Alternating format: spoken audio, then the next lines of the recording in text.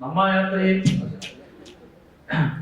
ಪ್ರಾರಂಭ ಮಾಡಬೇಕಾದ್ರೆ ಕಳೆದ 2022 ಏಪ್ರಿಲ್ ಅಲ್ಲಿ ನಾವು ಸ್ಟಾರ್ಟ್ ಮಾಡಿದ್ದು. ಅವತ್ತೂ ನಾವೆಲ್ಲ ಅಂದ್ಕೊಂಡಿದ್ದು ಬೆಂಗಳೂರಿನ ಆಟೋ ಚಾಲಕರಿಗೆ ಒಳ್ಳೇದಾಗಬೇಕು, ಬೆಂಗಳೂರು ಆಟೋ ಚಾಲಕರ ದುಡಿಮೆನ ಉಳಿಸ್ಕೊಂಡು ಹೋಗ್ಬೇಕು. ಅವ್ರು ದುಡ್ದಿದ್ದೇನು ದುಡಿಮೆ ಇದೆ, ಆ ದುಡಿಮೆ ಜೊತೆಗೆ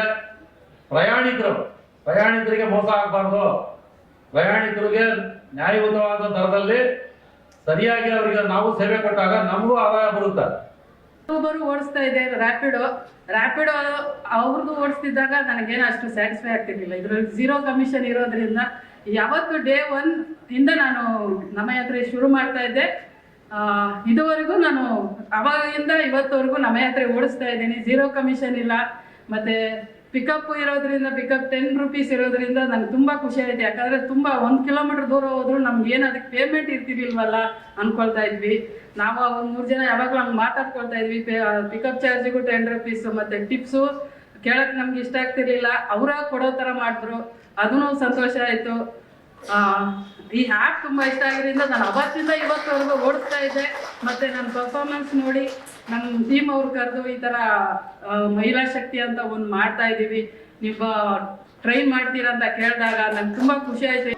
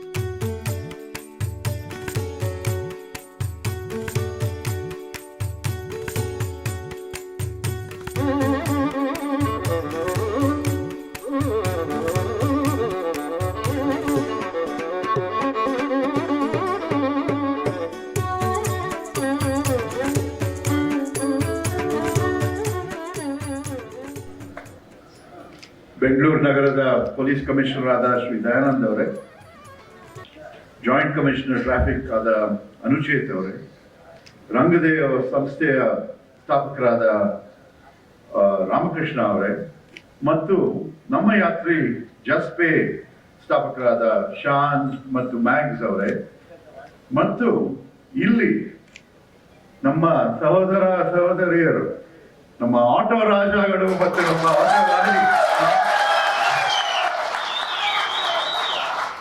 ನಿಮ್ನೆಲ್ಲ ನೋಡಿದಾಗ ನನಗಂತ ಅನಿಸ್ತಾ ಇದೆ, ಇಷ್ಟು ವರ್ಷ ನನಗೆ 60 ವಯಸ್ಸಾಯ್ತು, ಇಲ್ಲಿವರೆಗೂ ಒಂದ್ ದಿವಸ ನನಗೆ ಒಂದು ಆಟೋ ಬಿಡಕ್ಕೆ ಒಂದು ಅವಕಾಶ ಸಿಕ್ಕಿಲ್ಲ. ಅದನ್ನ ಸ್ವಲ್ಪ ರೆಮಿಡಿ ಮಾಡ್ಬೇಕು ನಾವು. ಆಯ್ತು, ಇವಾಗ ನೀವೆಲ್ಲ ಇವತ್ತು ಈ ಒಂದು ಸಂದರ್ಭದಲ್ಲಿ ಒಟ್ಟಿಗೆ ಸೇರಿದ್ದೀರಾ. ನಮ್ಮ ಯಾತ್ರಿ ಆ್ಯಪ್ ನೀವೆಲ್ಲ ಉಪಯೋಗಿಸ್ತಾ ಇದ್ದೀರಾ. ಇದರಿಂದ ನಮ್ಮ ಜನರಿಗೆ, ನಮ್ಮ ಬೆಂಗಳೂರಿನ ನಾಗರಿಕರಿಗೆ ಏನು ಅನುಭವ, ಹೇಗೆ ವ್ಯತ್ಯಾಸ ಆಗ್ತಾ ಇದೆ, ಅವ್ರಿಗೆ ಬೆನಿಫಿಟ್ಸ್ ಏನಾಗ್ತಾ ಇದೆ ಅಂತ ನಾವು ಯೋಚನೆ ಮಾಡಬೇಕು. ಮೊದಲನೇದಾಗಿ ನಮ್ಮ ಯೋಚನೆ, ಇದು ಲಾಸ್ಟ್ ಕಾಂಗ್ರೆಸ್ ಸರ್ಕಾರ ಬರಕ್ ಮುಂಚೆ ನಾವು ಒಂದು ಗಿಗ್ ಎಕಾನಮಿ ಇಂತರ ಬಗ್ಗೆ ಸ್ವಲ್ಪ ಕನ್ಸಲ್ಟೇಷನ್ಸ್, ಚರ್ಚೆ ಎಲ್ಲ ನಡೆಸಿದ್ವಿ.